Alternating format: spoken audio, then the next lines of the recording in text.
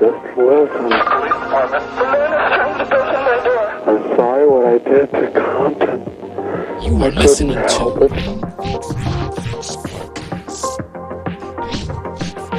Fire emergency. Please don't touch him, listen. I'm sorry I killed Let's get started. This is the Grim Fix Podcast. Welcome once again. I am a host, David. I am with my co-host JR and Charles in the building. Up, everyone.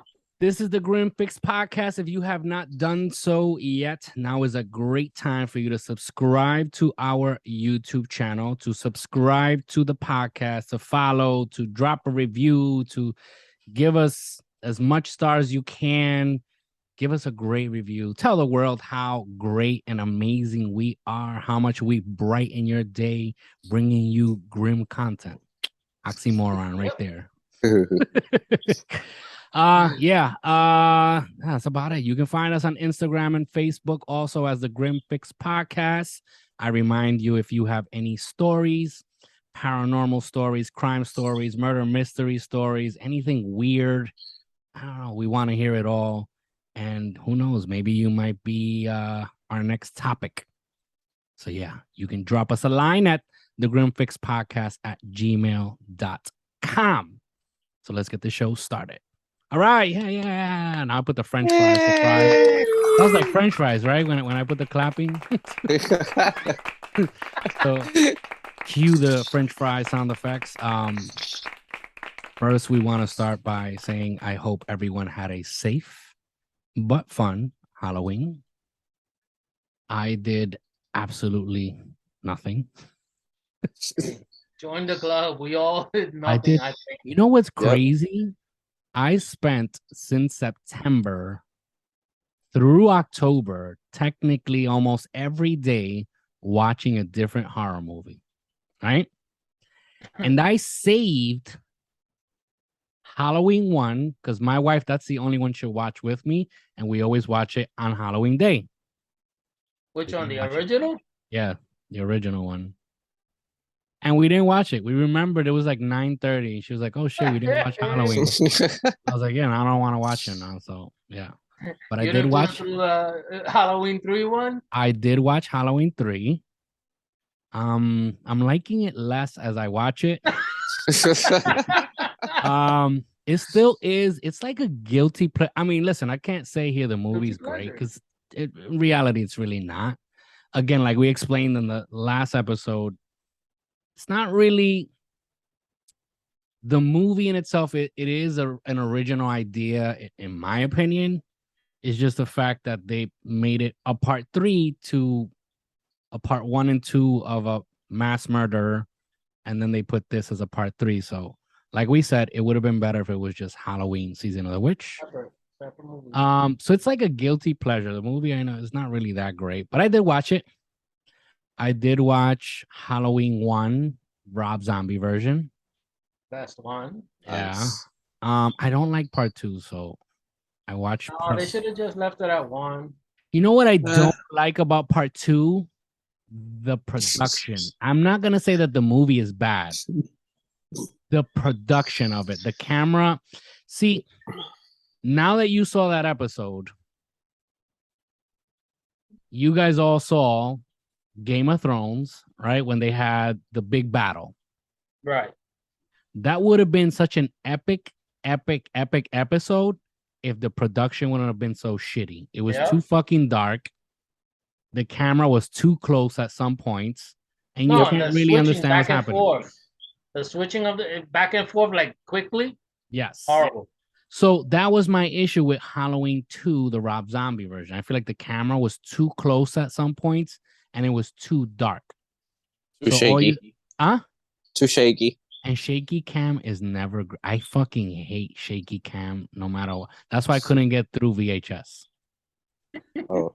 I watched VHS. I watched the first, based on Charles' recommendation.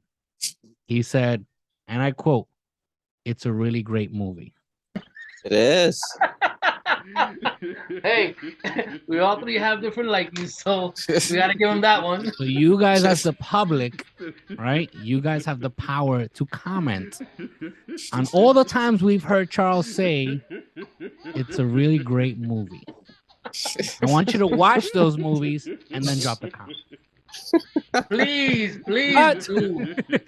I started watching VHS, and like I said, it looks like a bunch of like white boys having white boy fun. And then the shaky cam was so annoying to me. Like as I kept watching, it wasn't even the movie, it was just the shaky cam. I feel like it started getting me angry. And I had to turn it off. Like I had to turn it off. I got as far as them finding the dead guy. Oh my god! You didn't even watch the first tape. No, I think eventually I will watch it. So you didn't give it a chance then. I have it on list so to watch it. So you're saying that you didn't give it a chance. I'm saying that for what I saw till now, it fucking blows. It got me. I don't think I've ever had a movie get me angry like that. I'm telling you, like I was legit getting upset watching it, and I was like, I don't need punch the TV. So I just turned it off. But I think eventually I will finish watching it. And also the issue I was having is I think I was watching it on. It was either Pluto, Crackle, one of those free ones. Because they don't have it on Netflix. They don't have it on. I couldn't find it on Cinema. I think they have it on Shudder. I'm not sure. So I don't have Shudder. So I did look up one of these free ones, and I started watching it, and there was like a ton of commercials, so it just made it even worse. Oh. So yeah. See, one thing I like about like Peacock, I have the version that you have commercials. But what they do with a movie is they'll play like 3 or 4 commercials before the movie starts. Once the movie starts, that's it. You're watching it through and through. Okay. And then like these Sounds fair. Like Pluto and Crackle and all these other free ones, they play commercials like in the most annoying places. So Papa Bass. Yo, yes. What I was watching, wow, and I regret it. But it was way back. It's Class of Nukem High. Wow. I don't know if you ever remember that one. I kind of remember the name. I don't remember. The school next to this energy plant. They have a leakage. Isn't that with the Toxic Avenger? No. What's the name of it? Toxic Avengers separate. What was the name of it? Blast of Nukem High? It's the Class of Nukem High, I think it is. Class. Yeah. Oh wow. ¿De qué año es eso? I think it's 80. Nukem High. Has to be an 80s movie, right? 1986. 86. 1986. The pupils at a high school next to a nuclear power plant start acting and looking strange after buying contaminated drugs from a plant worker. Oh, wow. Yeah, they were growing weed next to a freaking energy plant. Wow, this looks so terrible. The leakage just made the weed like weird reaction and made the one guy just turn like into an Incredible Hulk sort of version. So those I don't know. Who are watching on YouTube, you will see the poster of horrible. This movie. Horrible acting. It looks bad. Yes, it is. Horrible acting, horrible script. Let me say the Class of Nukem High. So yeah, I did watch that. I usually watch for every Halloween. I always watch Halloween 3, Halloween 1, and Halloween 1, the original one. I always watch Nightmare Before Christmas. I always watch Beetlejuice. You know they're coming out with part 2, right? Yeah, they're supposed to be making a remake to it. I don't know. It's a part 2 with Johnny Depp. But the original cast is coming out. Michael Keaton as Beetlejuice, Winona Ryder. Nice. I'm guessing she's gonna come out. Lydia. I'm guessing like the whole story behind.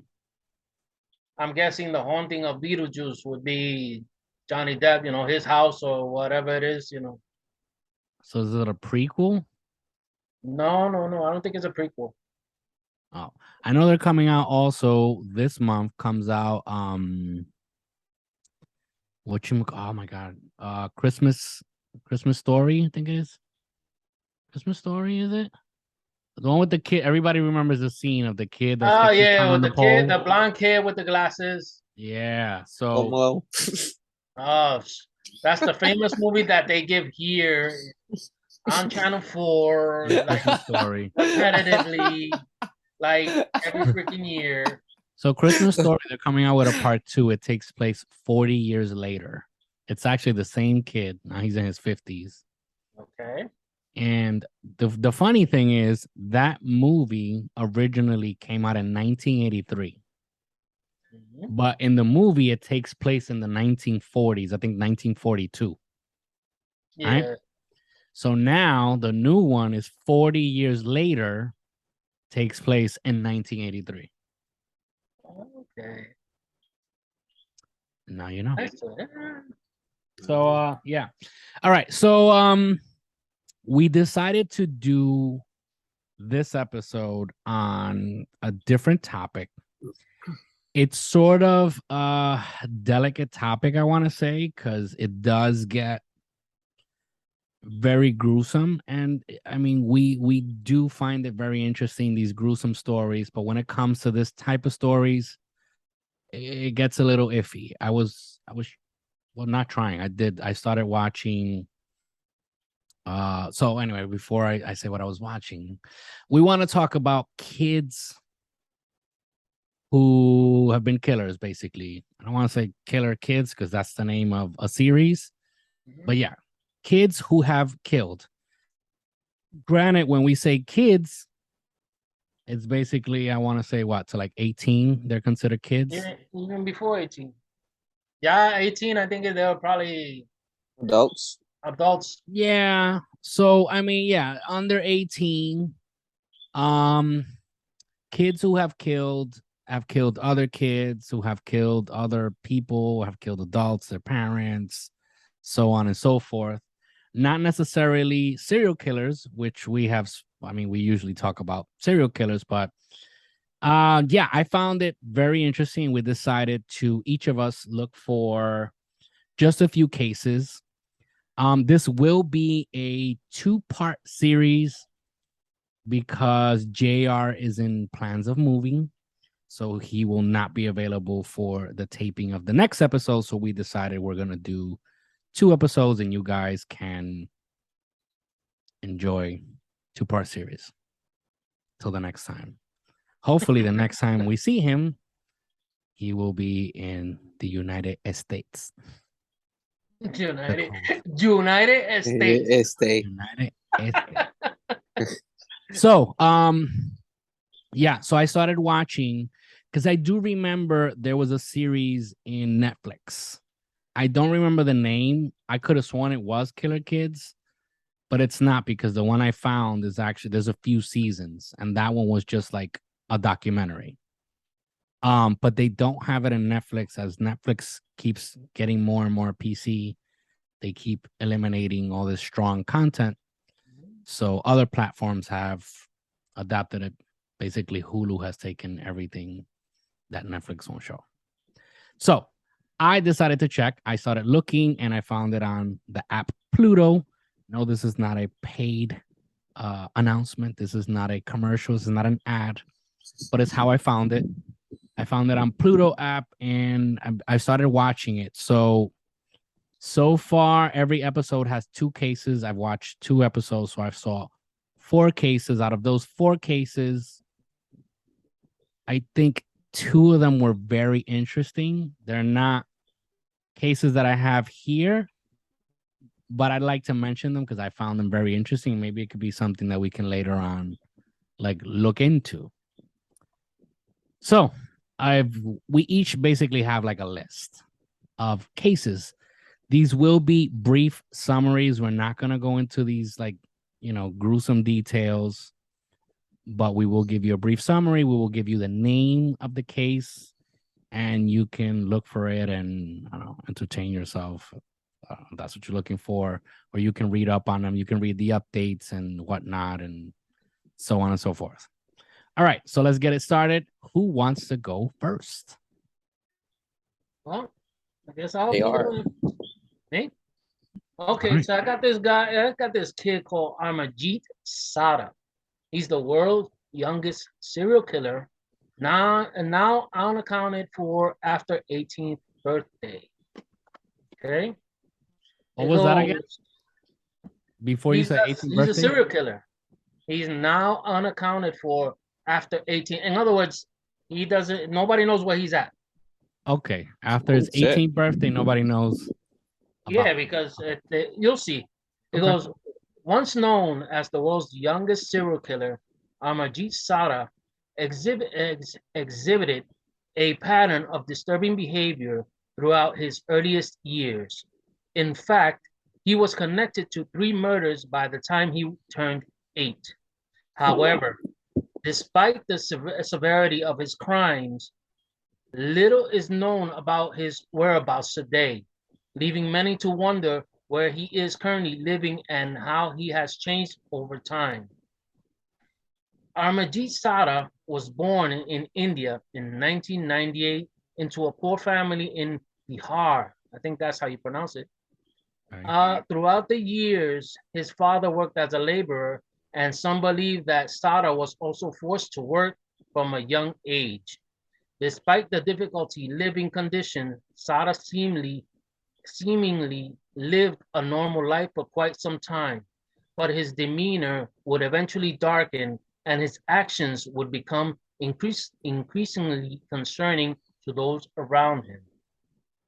Okay? Yeah, that's the first sign. Put your kids to work. Child laborers. Child Child labor. labor. In 2006, Sada carried out his first violent act. That year, he reportedly killed his 6-year-old cousin, the daughter of his uncle.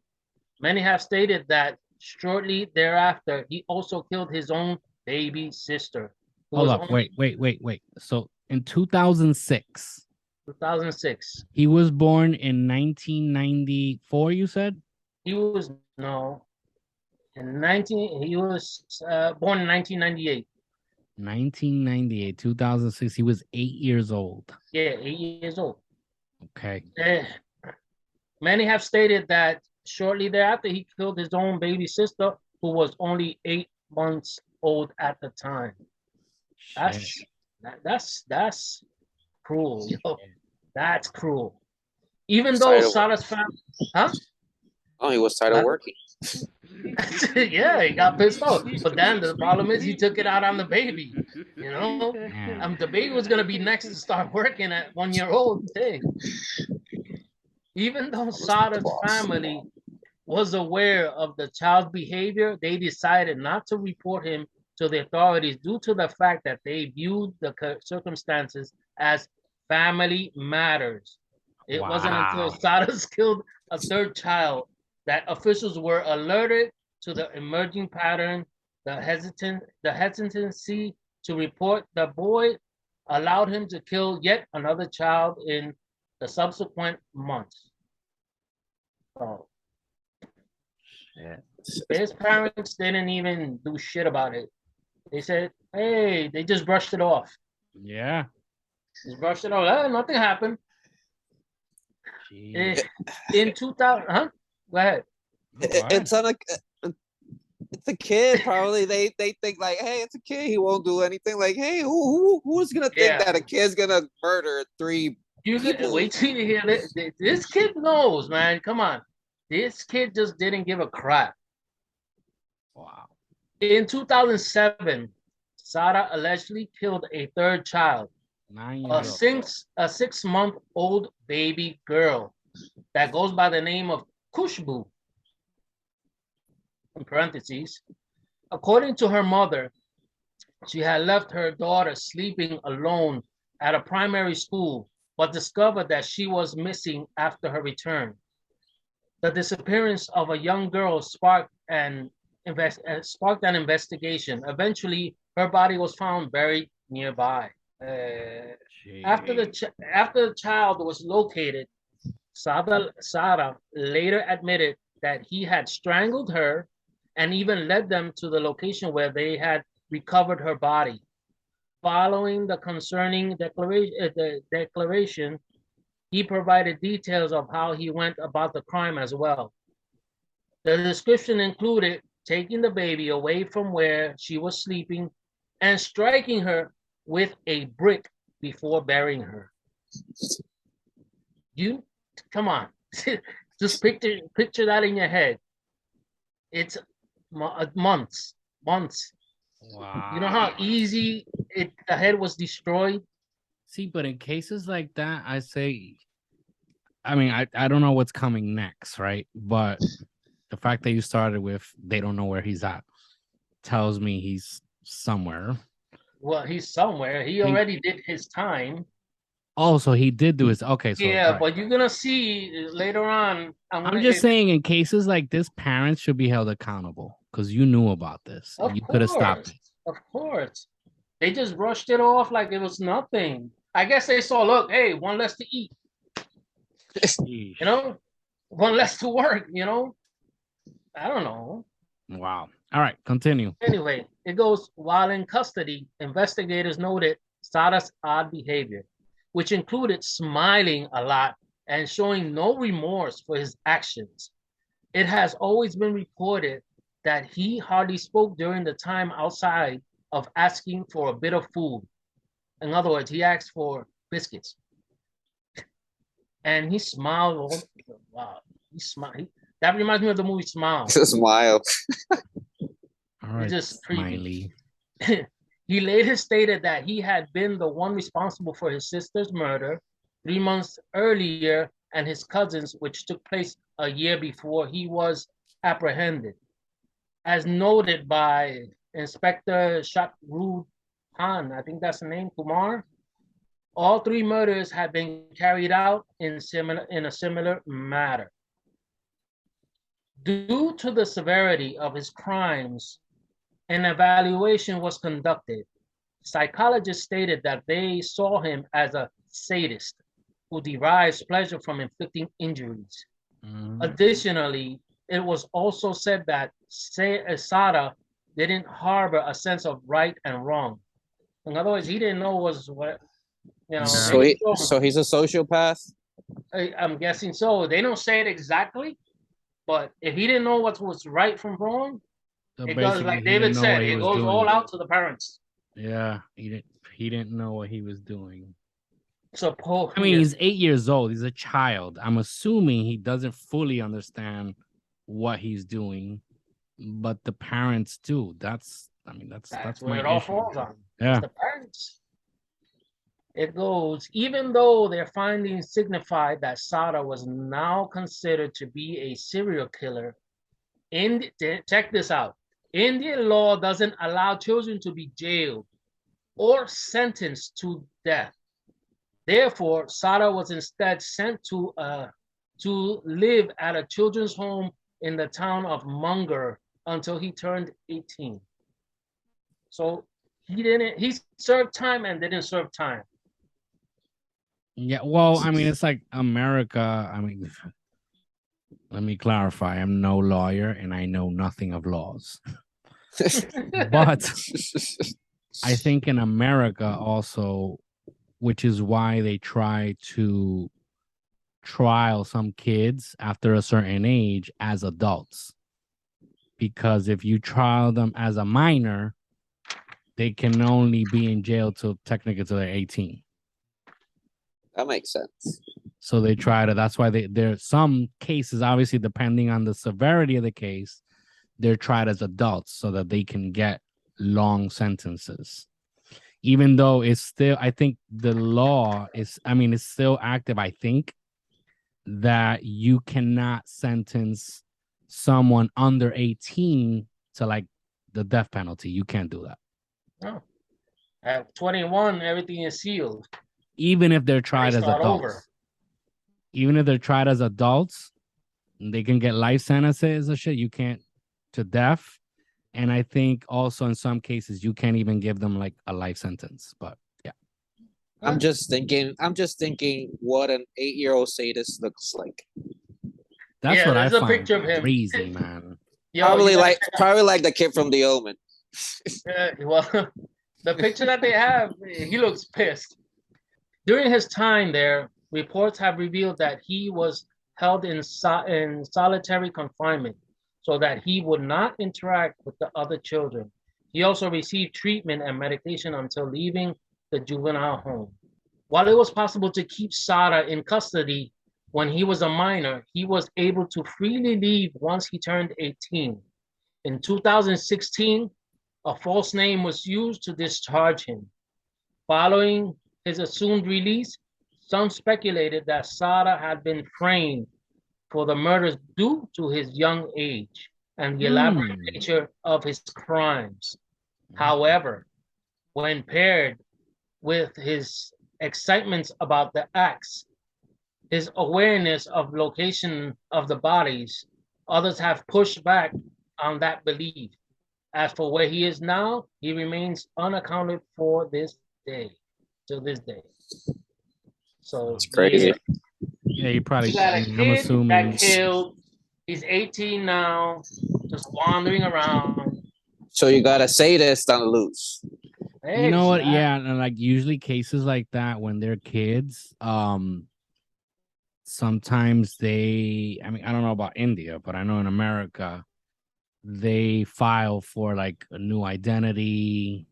They change their name, they move, they start a new life. Like, I mean, one of the cases that I saw, that's what the guy did.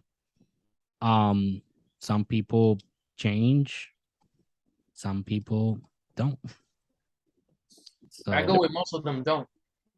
How do you rewire sadists in the mind? I don't know. see, but my thing with that is Hypnosis. these are people quickly put labels on things. The truth is, in this world, I believe, this is just me, I'm a fucking idiot. I'm not a doctor. I'm not a psychologist. My opinion is that most people some people do things without thinking the consequences, right? I'm not saying this is the case because if this person committed these murders, even as a child, he did more than one. So, but I believe society is quickly to put labels on people because it sounds like it makes sense. They want to make sense of things. So it's it doesn't sound right when they say, oh, well, this person did this because maybe they're a douchebag or they're just crazy. They want to have an explanation. So what they do is they label things. This person was a sadist. This person was a psychopath. And I'm not saying that is the case always, just in case. But I am saying there are cases where people do things because they just do things and they did not measure the consequences. The kid didn't know right from wrong. You know, the truth is, look, one of the cases that I saw, this kid just did what he did because he was entitled and he was not used to hearing no. But again, it's easier to quickly put a label on it. It's like when you see children with no structure, right? Their parents never set limits and boundaries for them. So they don't know what it is to comply with authority, right? So all of a sudden they start acting out. And what does the doctor say? Well, this child has, I don't know, ADHD or ADD or ODD. Cases like this, I don't know, man. Maybe he was a child that just, yeah, people can be off. Some children can be a little off. Yes, that can happen. And accidents happen. And even if it wasn't an accident, you know, I don't know, out of compulsion, out of. I believe he was a little bit malevolent. Huh? I believe that he was at least a little bit malevolent. Because come on, to beat a child with a brick. Like, look at the story you just read. It proves what I'm telling you. When children are entitled and there is no structure from parents, they will do things. And if they see they get away with it, they'll do it again. Yeah. Obviously, these parents weren't doing what they were supposed to do as parents. The fact that you know and you find out your child murdered somebody and you just, maybe it's a phase. It'll go away. That tells you that alone tells you the parenting that was going on at home. Again, this is my opinion. Killing your own sister is a phase. So, but like it makes sense, right? Like they you're were right, not but- they were not structured parents. That's it. And again, it's easier to say it's this or that, and it's it's a million labels because that's the new wave now. Everything Just is like you're everything saying, has it's become mental on health. there, it's on the parents, because if I me putting myself in that situation, if I have a child that kills my other child, how are you gonna feel? You're not just gonna brush it off. That's You you want to gotta get do help for something that about it. You child, either and stick that kid in some psych ward or something, or I don't know, something you're gonna do. You're just not gonna. and Oh, listen, hey, look, that happened. Oops. It's easy for us to say that because we don't know, and obviously we never want to know what that feels like. Oh, of course. But parents like this, you lost one child, and if you give them to the authorities, you're losing a second child. I can see that. And I'm not saying that this is always. I feel like I have to clarify that because quickly there's people. Oh, so what you're saying? I'm not saying anything. What I'm saying is there are cases that yes, it is mental health issues because obviously somebody who has their full mental capacity, fully healthy mentally, does not do things like this. That is obvious. But who's the one with the mental issues? The you kid know, or the parents? when you see that people, the people that are raising these children are not taking action, that's where I have a problem with that. Because not only you're not doing what your child needs to be helped, but you're also risking the lives of other children, which obviously we see in this case, other children lost their life. MMS, dude. Oh, what? MMS. MMS, Michael Myers syndrome. Yes.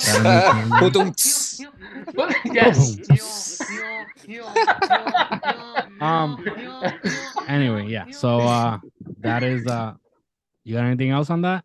No, that's I look for like if they know anything, and so that is they don't have anything else. That is Amarjeet Sada, Sada, SADA. I pulled this article from collider.com. Okay. And it says 7 killer kid documentaries that'll keep you up at night. And they enlist 7 kids that have killed in their documentaries. And it's interesting the intro that they have because they go, can a child be born evil? And it says, what drives a child to kill? A small study conducted by criminologist Dr. Adrian Rain found that approximately 50% of antisocial behavior could be attributed to genetic influences. Essentially, children are at the mercy of nature and nurture when learning which path to take. I agree. But what of those that come from seemingly normal, happy homes? Can any amount of nurture really rewire a brain genetically predisposed to develop psychopathy? Psychopathic. Yeah. No parent wants to imagine their child could be capable of murder. What if they don't see the signs until it's too late? Maybe some kids are just born bad. And they enlist the first kid that's called Eric Smith, 13 years old. And it says on August 2nd, 1993, Eric Smith was riding his bike away from his day camp, which had not yet opened, frustrating him. Okay. See, there goes the first problem, man. Like, the day camp was not opened. Of course, he was frustrated, man. Shit. Okay. He came across 4-year-old Derek Roby, who was walking to that same camp. Smith decided to lure the boy to a nearby wooded area and murder him. Roby's body was found that evening, and 6 days later, Smith confessed. So, just because the day camp... day camp? So day camp. see, so that's a very good question, though. Can some children be born evil? I don't know. That's hard to explain. That's You know really what it hard. is? Yes, because they also say, like, no, yes, the nurture has a lot to do. And yes, there are cases that kids come from good homes. And no matter how much nurture is not enough to rewire the way they're putting it, right? Mhm.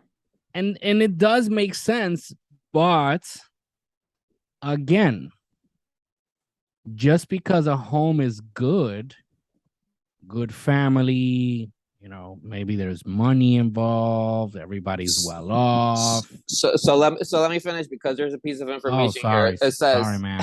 it I'll says, raise my hand next time. it says, despite extensive testing of both his brain function and hormone levels, no abnormalities were found. The only reason offered for Smith's sudden and brutal crime was the ongoing severe bullying he suffered at the hands of his peers, which had left him isolated and angry. See, it's the Michael Myers syndrome. The defense psychiatrist tried to diagnose him with an intermittent explosive disorder, but this was rebuffed by the prosecution. See, that sounds made up right there. Yes, that's what I thought. I'm like, what's intermittent explosive disorder? You should Google that. Intermittent explosive disorder. Let's see what it says here. But this was rebuffed by the prosecution's expert for its rarity, and it says, "Watch Dateline's Gambling on a Killer."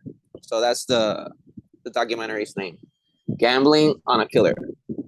Desorden de explosiva interminable. Intermitente desorden explosivo.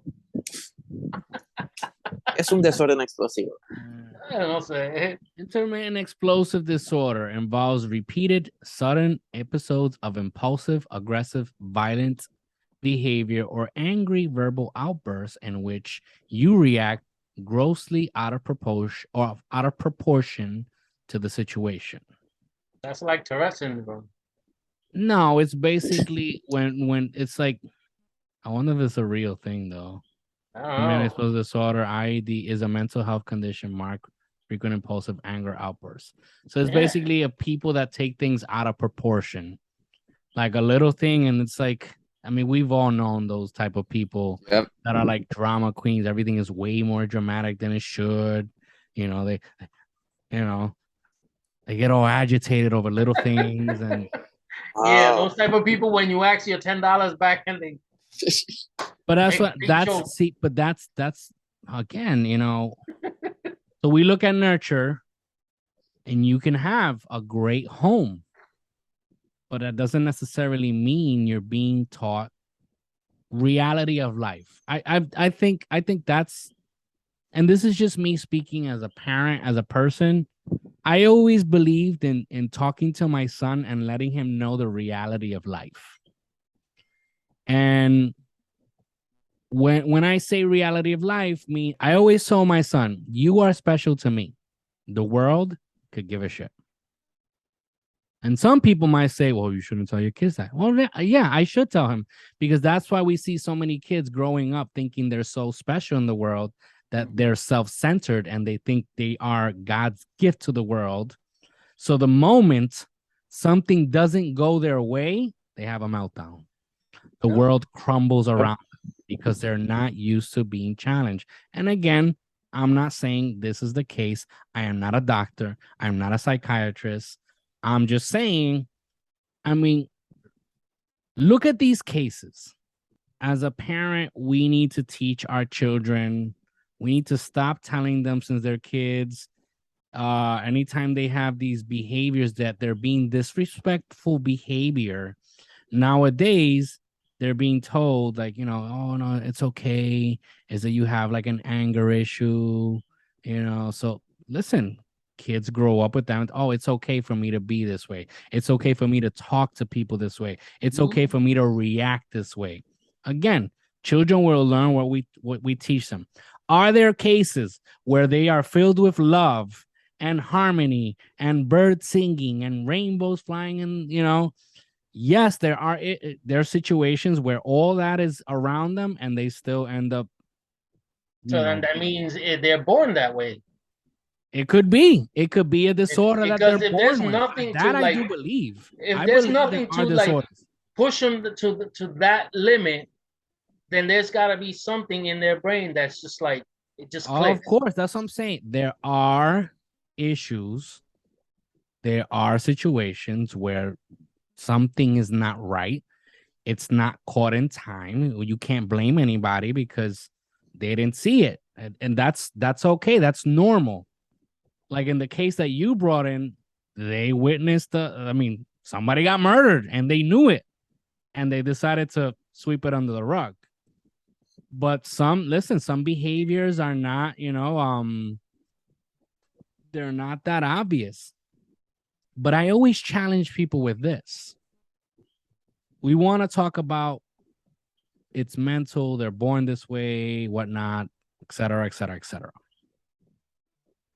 When you look at these cases,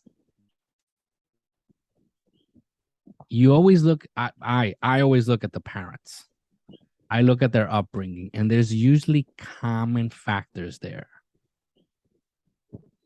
That's why I believe what I believe. And again, telling you again, I'm not a doctor, not a psychiatrist. I don't know shit. This is entertainment, okay? Don't take this as a fact. Don't take this is everything is an opinion. I don't know. No, I don't know what the fuck I'm talking about. Let me just put that out there. But when I see these cases like killer kids and stuff like this, have you ever seen a case like that in PR? Well, not that I looked up. I don't think there is any, but nowadays. Why do you think that is? Criminalidad. I don't know. It's everybody's killing everybody here. Like Exactly. it doesn't matter. 16, 17, Okay. This is the norm here. Yeah. Okay, over there, the crime that you see over there, you see the common crime is usually the same thing. Yeah, basically drugs and You see the Drugs. same. That's what I'm saying. That's why I say nature versus nurture. Your upbringing has a lot to do with it. And as Puerto Rico, right? We're using Puerto Rico as an example. As Puerto Rico has gotten more Americanized, you start seeing similar issues that you never saw in PR. Now you're gonna start seeing the similar issues that you see here. You start seeing them over there. Yep. As the culture is being shifted to more Americanized. Am I talking shit? No, you're not. A lot of carjacking. That's just the way I think. Anyway, so yeah. Again, I know dick about what I'm talking about. Perfect word. I gotta put that out Big there because squat. people nowadays they get upset and what are you saying? But my kid, no, I'm not saying anything. Every situation is different. Every individual has a different mentality, different upbringing, different situation, different diagnosis. So different action, different consequences. I'm just saying these are things that I see. I don't know. My observances. Maybe I'm seeing things. So that was a case of, well, give me the name again because I want to write them down. His name is Eric Smith. That's a fake name. Eric Smith. Eric That sounds so Smith. made up, right? It's made up years because old. it's Smith. Hey, Okay. my name is John Smith. Where's my okay? So I saw this case and I found it very interesting. I found it very interesting not because of the case itself, but how it was resolved. Well, not resolved, but how it was discovered. So there was a kid named Jerry Alley. I don't have the information because it's not an article. This is actually one of the episodes that I saw. So I'm telling you this out of memory here. Jerry Alley lived in Florida, being raised by his grandparents. Kid was kind of, I guess, a little awkward in school. Became one of those kids that he was kind of bullied. He was an innocent child. He, happy kid, but it become a little socially awkward where they start seeking approval from their classmates, from their friends. They want to make friends. You know, if they like girls, they want to impress girls. They want attention of girls, and being that it's so hard for them, they become very impressionable, right? So this kid made friends with this other kid, 12 at the time, and John Silva was 15. So John Silva apparently he was poor. Obviously being a little older than Jerry Alley, right? One day, Jerry Alley goes to his grandfather and says, Pop, can I go to John's house? And the grandfather says, no, it's too far. We're going to get ready. It's going to be, I don't know, Memorial Day weekend. We're going to go to Melbourne, Florida for the weekend. So he goes again. He goes, can I go ride my bike? Yeah, sure. Go ride your bike. He goes and rides his bike, and he was usually very responsible with returning on time. He leaves about 3:00, I want to say. 5:30, grandma gets home. He's still not home. They get a little worried. They keep looking. Grandpa gets in the car, drives around, looking for him. No trace of him. 8:00, 9:00, still no kid. They call the sheriff's office. They start searching for him. 2 days later, they're still searching and nothing. I'm talking about no trace of this child. This psychic, this is what I found intriguing. You're laughing, but check it out. This psychic says, I had a dream and I saw this child tied up in a septic tank. Everybody, they laughed. They found it weird. They paid no mind to her. Another day she goes and she sees this volunteer fireman, and she tells him again. Well, not again. She tells him. She goes, that boy that authorities are looking for, I keep seeing him in my dream. He is in a septic tank in this abandoned lot. And she described how it was, so they knew which lot it was. I guess there was a house there at one point. The house burned down many years ago, and it became like one of those like dumping grounds, like illegal dumping grounds where people just throw garbage there. Mm-hmm. So the guy decides that, let me go check. And little did they know, he goes, he finds like this wooden board on the floor that was covering a man-made septic tank. And the boy was in there. So he was in there, tied up, dead, obviously. And they threw him in there with his bike. Right? So they keep searching. No suspects, whatnot.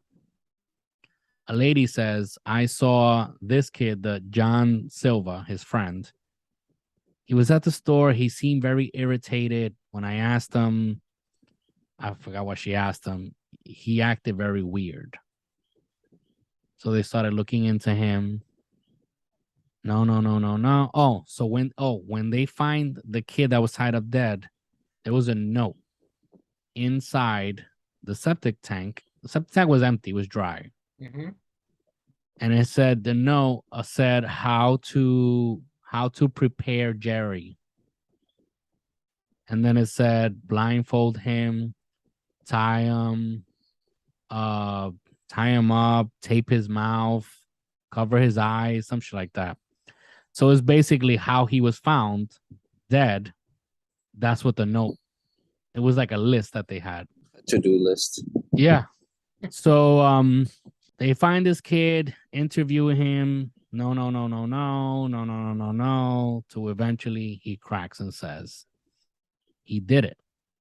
His story is, we were wrestling, we were playing rough.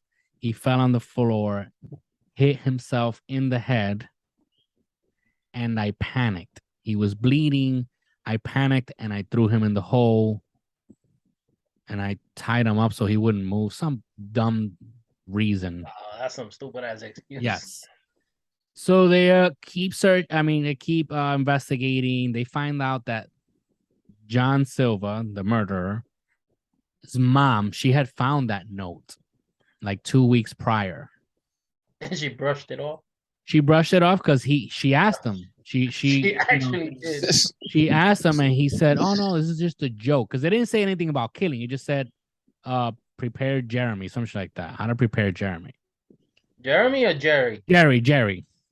So thing is, this kid, obviously they find out, because obviously there's forensics and they find that the kid was choked. He did not die from bleeding out. He was choked. So he goes to jail. He never gives a reason why. He pleads the fifth, stays quiet, goes to jail. All right.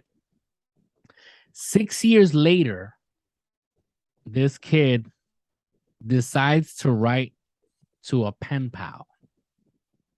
And he starts describing the whole thing to this person. He writes a detailed letter. And he says that he kept thinking about how it would feel to murder a person. And basically, he right away knew that his friend Jerry would be the one. The way he got the kid was he told Jerry, "Oh, there's a girl that likes you, but there's a few things she wants you to do before she meets you." And again, this kid was so impressionable that he's like, "Oh, okay, I'll do anything." So he tells me, "Meet me, blah, blah, blah, at 3:30, come alone." So he gets there and he starts showing this kid the list of what he wants to do to him. Again, it doesn't say anything on the list about murder, but he says, "This is what I have to do to prepare you so she can come and meet you. Covering your eyes, tying your hands behind your back, all this shit." And then he just threw him in the hole and while, alive, and then he just choked him. And then he killed him. Excuse me. If he threw him in the hole, he went down into the hole and choked him there. Yep. Damn. So he basically just killed him just to kill him. That's it. Just to get his jollies. So see, cases like that, that's where I say, yo, there's something not right there. There was no real reason. The kid didn't do anything to him. It's like he really didn't feel any remorse. He was like, so that is the case of Jerry Alley and Crazy. John Silva. You know that John Silva was tried as an adult. Yeah. He can only be sentenced to life in prison with no possibility of parole for murdering. Yep. But then after that, that's when the letter came out. So I think he's supposed to be locked up. He's not, he can't apply for parole until 2031, I think it is. Look at that. And watch him become famous. He can't apply for parole. Yeah. So he got life. Hey, there's people with signs. Hey, I'm a John Silva. Marry me. Marry me. Which I did read up and I looked up but remember we were talking about like life sentences? Mm-hmm. Because depending on the case, a life sentence is 25 years. Oh, wow. Seriously? So that's why they get multiple life sentences. How old was John Silva when he did that? He was 15. 15. So at the time of the taping, I don't remember what year it was, but I know at the time of the taping, he was at that point he was 28. I mean, we can look it up here. Let's see. John Silva. Oh my God, I put 202, 22. Wah, wah. So I'm trying to see how old is he. He's like 30 now. So he was born in 1984. So he's actually 38. Give and take. 38 now. So yeah, that's the case of John Silva. All right, so I think with this we can finish this episode. Stay tuned next week for part 2. Again, if you have any information on these cases, I ask you, write it down in the comments. If you have not subscribed to the YouTube channel, please like the video, subscribe to the channel, share it with your friends. And if you're listening to us on your favorite podcast platform, please share, follow, review, and comment. And again, shoot us a message, follow us on Facebook and Instagram for now. And we want to hear from you. The Grimfix Podcast at gmail.com. Send us your stories. We want to read them. So I think that's all for this week. See you guys next week. Be safe, guys. Peace. Peace.